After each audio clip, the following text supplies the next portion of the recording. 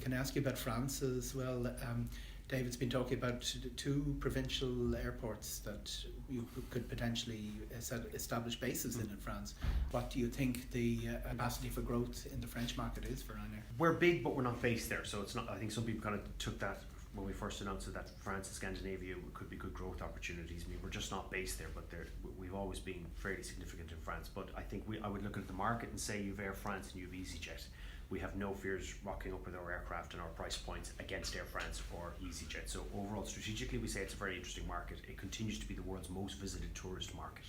And outside of Paris, because it's not just about Paris, but I'll talk about Paris first. Paris is, between Charles de Gaulle and Orly, there are some slots available, more at Charles de Gaulle than there are at Orly, but they're just not at very good times. And we would want to go in there in a sensible way, but probably with a decent number of slots that you could have a meaningful offer, and do one of those two airports and Beauvais at the same time, as we've done with Brussels or Milan. But there's plenty of opportunity in regional France, be that Nantes, be that Marseille, those other bases that David mentioned, where you won't have Air France being so keen to have such a strong presence there. So we saw plenty of opportunity in the meetings that he had with those regional airports. Again, we'll go in at the right time.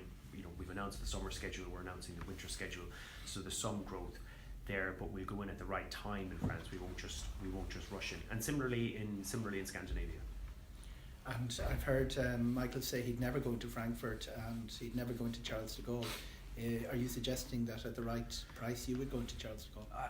Yeah, I think he's also said, having said loads of things, but he still has his hands. We're in Frankfurt, we're in Schiphol.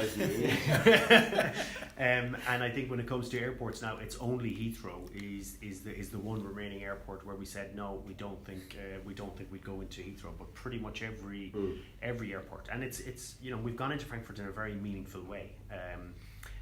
And I think it just shows you what's possible. It shows you that we are quite flexible, but it also shows you how the industry is changing. Ryanair at Frankfurt Airport also said no way, but it has made them much more attractive in terms of saying, well, look, we can accommodate all types of airlines. It's not just Lufthansa at €200 a pop and long haul and business travellers.